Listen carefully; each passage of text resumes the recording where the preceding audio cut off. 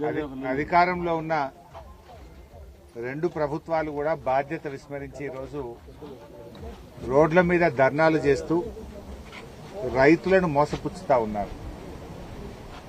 ఇవాళ రాష్ట్రంలో అధికారంలో ఉన్న కాంగ్రెస్ ప్రభుత్వం వడ్లు గాని, మక్కలు గాని, సన్ఫ్లవర్ గాని, శనగలు గాని, జొన్నలు గాని కొనండి అంటే కేంద్రం మీద నెపం నెట్టివేస్తూ పెంచిన పెట్రోల్, డీజిల్ ధరలు తగ్గించాలని కాంగ్రెస్ నాయకులు ఒకవైపు ధర్నా చేస్తా ఉన్నారు. ఇవాళ కేంద్ర ప్రభుత్వం ఎఫ్సీఐ లెవీ కోటా రాష్ట్రానికి ఇవ్వకుండా రాష్ట్రంలో మక్కలు గాని, శనగలు గాని, జొన్నలు గాని, సన్ఫ్లవర్ గాని రాష్ట్రానికి కోటా ఇవ్వకుండా, సకాలంలో ఎరువుల కోటా ఇవ్వకుండా వాళ్ళేమో వడ్లు కొనాలి అని బీజేపీ భరోసా అనుకుంటే వాళ్ళు రోడ్లెక్కి తిరుగుతా ఉన్నారు. ఢిల్లీలో అధికారంలో ఉన్నోడు రోడ్లెక్కుతుండు, రాష్ట్రంలో అధికారంలో ఉన్నోడు కూడా రోడ్డెక్కే తిరుగుతుండు. అంటే తమ బాధ్యతల్ని విస్మరిస్తూ రైతాంగాన్ని అలా ఇబ్బందుల పాలు చేస్తున్నది ఢిల్లీలో అధికారంలో ఉన్న బీజేపీ, రాష్ట్రంలో అధికారంలో ఉన్న కాంగ్రెస్. ఆనాడు కేసీఆర్ గారు బీఆర్ఎస్ ప్రభుత్వం ఉన్నప్పుడు 10 ఏళ్లలో ఎరువులకు ఇబ్బంది రాలేదు, 10 ఏళ్లలో వడ్ల కొనుగోలుకు ఇబ్బంది రాలేదు. మరి ఈరోజు ఎందుకు వస్తా ఉంది? మీకు చిత్తశుద్ది లేదు, రైతుల పట్ల చిత్తశుద్ది లేదు. వాస్తవానికి రోహిణి కార్తె వచ్చింది. గతంలో ఎప్పుడైనా రోహిణి కార్తె వచ్చే వరకు దాదాపు వడ్లు అయిపోతుండే. మీరు మొదలు నెల రోజులు వడ్ల కొనుగోలును ఆలస్యం చేసినారు. ఒక నెల రోజులు ఆలస్యం చేసింది. ఆన్లైన్ ట్యాగింగ్ అని, మొత్తం లోడ్ అయినాక అది ఏ మిల్లుకు పోవాలనో చెప్తామని, ఇది కొత్త రూల్స్ అని చెప్పి ఒక నెల రోజుల సమయాన్ని వృధా చేయడం వల్ల వడ్ల కొనుగోలు ఆలస్యమై ఇవాళ రైతాంగం ఇబ్బంది పడతా ఉన్నారు. ఇప్పటిదాకా సగం ధాన్యం కూడా పోలేదు, ఇంకా సగం ధాన్యం మార్కెట్లలో, కళ్ళాల్లో రైతుల దగ్గరనే ఉంది. ముఖ్యమంత్రి ఏమంటున్నాడు? 80% కొన్నాం, 20 పైసలే ఉంది అంటున్నాడు. మరి నువ్వు హైదరాబాద్ లో కూర్చుంటే నీకు నిజాలు తెలియవు. ఏ మార్కెట్కి పోయినా, ఏ ఊరికి పోయినా కూడా 50% ధాన్యం పోయింది, ఇంకా 50% ధాన్యం రైతుల దగ్గరనే ఉన్నది. అంటే ప్రభుత్వం పూర్తి అవగాహన రహిత్యంతో, బాధ్యతా రహిత్యంతో ప్రభుత్వం పనిచేస్తా ఉంది. ఇలా వర్షాలు పడి మొత్తం అన్ని గ్రామాల్లో రాష్ట్ర వ్యాప్తంగా కూడా వడ్లు తడిసిపోయినాయి. ఈ తడిసిన ధాన్యాన్ని ఏం చేయాలనో తెలియక రైతులు చాలా బాధపడతా ఉన్నారు.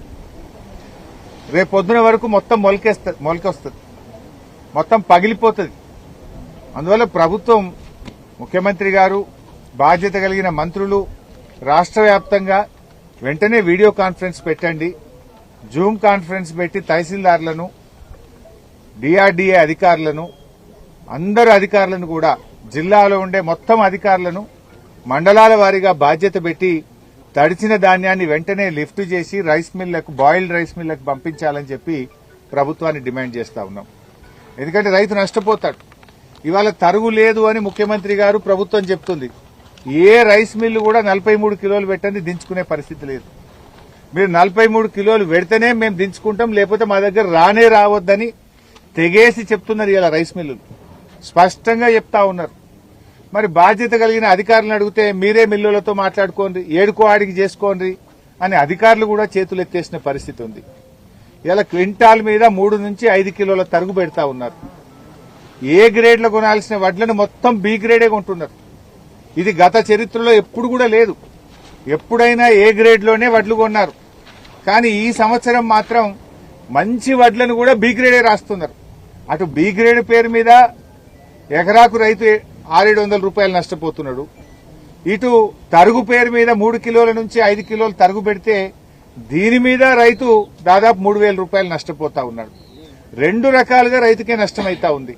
ఇటు హమాలీ ఛార్జీలు, లారీలు కూడా ఏమైతున్నాయి, వెయిటింగ్ ఉందని చెప్పి లారీ డ్రైవర్లు కూడా రైతుల దగ్గర డబ్బులు వసూలు చేస్తున్నారు. ట్రాక్టర్ల మీద పెడితే 3 రోజుల దాకా అన్లోడ్ అయితే లేదని ట్రాక్టర్లకు కూడా 3 అంతలు 4 అంతలు ఇవాళ రవాణా ఛార్జీలు కూడా పెరిగి అది కూడా రైతుల మీదనే భారం పడతా ఉంది. ప్రభుత్వం ధాన్యం కొనుగోలు విషయంలో పూర్తిగా విఫలమైపోయింది. ఈ ప్రభుత్వం యొక్క బాధ్యత రహిత్యం వల్లనే ఈ రకంగా జరిగింది. మొదలు 90-95 లక్షల మెట్రిక్ టన్నులు కొంటామన్న ఉత్తమ్ కుమార్ రెడ్డి ఇప్పుడు 70 కొంటా అంటుండు. ఎందుకు తగ్గిస్తున్నావు? వాస్తవానికి ఇలా కాళేశ్వరం జలాలతోని బంగారముల పంట పండింది. ఇలా పంట పండించుడు అల్కగైపోయింది, పంట అమ్ముకోవడం కష్టమైతా ఉంది. ఈ ప్రభుత్వం యొక్క వైఫల్యం వల్ల ఇలా చుక్కలు కనబడతా ఉన్నాయి పంట అమ్ముకోవాలంటే. మీరిద్దరు ఇదేం డ్రామా?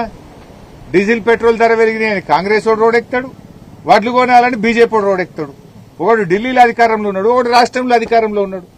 మీరు బాధ్యతలు విస్మరించి మీరు ఇవాళ ప్రజలను ఇబ్బందులకు గురి చేస్తున్నది మీరు. ఇవాళ కేంద్ర ప్రభుత్వం నుంచి కొనమనండి. రాష్ట్రానికి కేవలం ఇప్పుడు 51 లక్షల మెట్రిక్ టన్నులే మీరు కోటా ఇచ్చిండ్రు. రాష్ట్రంలో పండింది 1,40,00,000. పూర్తి కోటా ఇవ్వమని చెప్పి ఎంపీలు ఈడ బీజేపీ ఎంపీలు ఇక్కడగా తిరగాల్సింది. మీరు ఢిల్లీలో పోయి సివిల్ సప్లైస్ మంత్రి దగ్గర కూర్చొని రాష్ట్రానికి 1,40,00,000 కోటా ఇప్పియండి. ఇవాళ రాష్ట్ర ప్రభుత్వాన్ని కూడా అడుగుతున్నాం. గతంలో కేసీఆర్ గారు ఉన్నప్పుడు కూడా అప్పుడు కూడా ఇదే బీజేపీ ప్రభుత్వం వడ్లు కొనమంటే మంత్రులు ముఖ్యమంత్రి పోయి మేము ఢిల్లీలో ధర్నా చేసి ఒత్తిడి పెట్టి కొట్లాడి మేము కోటా తెచ్చినాం. మీరెందుకు పోరు ఢిల్లీకి? ధర్నా చేయండి, లేదు రాష్ట్ర ప్రభుత్వం తరఫున కొనండి. మీరు కేంద్రం పేరు చెప్పి మీరు తప్పించుకోవడం ఏంది? ఆనాడు కేంద్రం కోటా ఇవ్వకపోయినా సన్ఫ్లవర్ అయినా జొన్నలైనా శనిగలైనా ఆ రోజు మేము కొన్నాం, రాష్ట్ర ప్రభుత్వ డబ్బులతో కొన్నాం, రైతుకు ఇబ్బంది కాకుండా చూసినాం. ఇప్పుడు 2 నెలలు అయింది సన్ఫ్లవర్ ఆగబట్టి. మీరు 2 నెలల నుంచి మీరు కొనక ఇలా చెదలు పట్టిపోయినటువంటి పరిస్థితి వచ్చింది. ఇవాళటికి కూడా గన్ని బ్యాగులు రాలే సన్ఫ్లవర్ కు. నేను వెంటనే రైతులకు గన్ని బ్యాగులు పంపాలి. ఇటు సన్ఫ్లవర్ కు షార్టేజ్ ఉంది, అదేవిధంగా ఇటు వడ్లకు సంబంధించి కూడా ఇంకా గన్ని బ్యాగుల షార్టేజ్ కూడా కనబడతా ఉంది. ఈ ట్రాక్టర్లకు కాంటా డబ్బులు కూడా రైతుల దగ్గరనే వసూలు చేస్తా ఉన్నారు. చెప్పుడేమో మీరు ట్రాక్టర్ పెట్టుకుని కిరాయి ఇస్తామంటున్నారు. ఆ ట్రాక్టర్ 3 రోజులు ఆగుతున్నది. ఆ ఇస్తామన్న 500 ఇస్తలేరు. రైతుకు 3 రోజులు ఆగితే 1500 ఒక ట్రాక్టర్ కు పడతా ఉంది. కాంటా డబ్బులు కూడా రైతుతోనే పెట్టిస్తున్నారు. కాంటా డబ్బులు పెట్టిస్తున్నారు, ట్రాక్టర్ డబ్బులు పెట్టిస్తున్నారు, హమాలీ డబ్బులు రైతుతోనే పెట్టిస్తున్నారు. ఇటు తరుగు పెడుతున్నారు, అటు బి గ్రేడ్ పెడుతున్నారు. అంటే ఈ ప్రభుత్వం పూర్తిగా రైతు వ్యతిరేక ప్రభుత్వంగా మారిపోయింది. మళ్ళా వానకాలం వస్తున్నది, ఇప్పటికీ జనుము జీలుగు విత్తనాలు రాలే, ఇప్పటికీ ఎరువులు స్టాక్ పెట్టుకుంటలేరు. మళ్ళా వానకాలం ఎరువులకు ఇబ్బంది పెట్టేట్టే కనబడుతున్నది. ఇప్పటి మీరు ముందస్తు ఉండాలి, ప్రభుత్వం పట్టించుకుంటలేదు. ముందే తెచ్చి మండలాల్లో స్టాక్ పెట్టాలి. అటు జనుము విత్తనాలు లేవు, జీలుగు విత్తనాలు లేవు, ఎరువులు కూడా స్టాక్ పెట్టలేరు. అంటే మీరు మీ ప్రాధాన్యతలు వేరే ఉన్నాయి. మీకు రైతు ప్రాధాన్యతగా ఈ ప్రభుత్వానికి లేదు అనేటువంటి విషయం ఈరోజు అర్థమైతా ఉంది. ఇప్పటికైనా మేల్కొనండి. ఇవాళ కేంద్ర ఎంపీలు, కేంద్ర మంత్రులు ఎవరైతే బీజేపీ నాయకులు ఉన్నారో మీరు రాష్ట్రానికి యూరియా కోటా తీసుకురండి. రాష్ట్రానికి లెవీ వడ్లు మీరు 51 లక్షల నుంచి దాన్ని 90 లక్షలకు పెంచిపించే బాధ్యత తీసుకోండి. మీరు ఇవాళ చేయాల్సిన పని చేస్తలేరు. రాష్ట్ర ప్రభుత్వం తాను బాధ్యత తీసుకోకుండా కేంద్రం మీద నెపం పెట్టి రైతులు ఉసురు పోసుకుంటున్న పరిస్థితి ఉన్నది. ఇలా రేవంత్ రెడ్డిని కూడా అడుగుతా ఉన్నాం, పెట్రోల్ డీజిల్ మీద వ్యాట్ ధరలు తగ్గించు. ఇలా ధరలు పెరిగితే అటు కేంద్రం పెంచా, ఇటు రాష్ట్రం పెంచా, ఇద్దరి మధ్యలో రైతు నగిలిపోతున్నాడు, పేదవాళ్లు నలిగిపోతున్నటువంటి పరిస్థితి ఉన్నది. ఇవాళ కేంద్రం 3 సార్లు పెట్రోల్ డీజిల్ ధరలు పెంచితే దాని మీద రాష్ట్ర ప్రభుత్వం కూడా పెంచింది. రాష్ట్ర ప్రభుత్వం పేదల మీద ఈ నెలలో పెట్రోల్ డీజిల్ మీద వేసిన భారం 2,000 కోట్ల రూపాయలు. ఇటు రాష్ట్రం 2,000 కోట్లు పెంచింది, అటు కేంద్రం 3,000 కోట్లు పెంచింది. ఇద్దరు కలిసి 5,000 కోట్ల భారం పెట్రోల్ డీజిల్ మీద, రైతుల మీద, మధ్యతరగతి ప్రజల మీద వేసినారు. నేను రేవంత్ రెడ్డిని అడుగుతున్నా, మీరు ధర్నాలు చేస్తున్న రోడ్లెక్కి బానే ఉంది, నువ్వు పెంచింది తగ్గియచ్చు కదా. రాష్ట్ర ప్రభుత్వం ఏదైతే 27% వ్యాట్ పెట్టిందో ఆ 27% వ్యాట్ ను తగ్గించండి, ఓ 10% వ్యాట్ తగ్గించండి.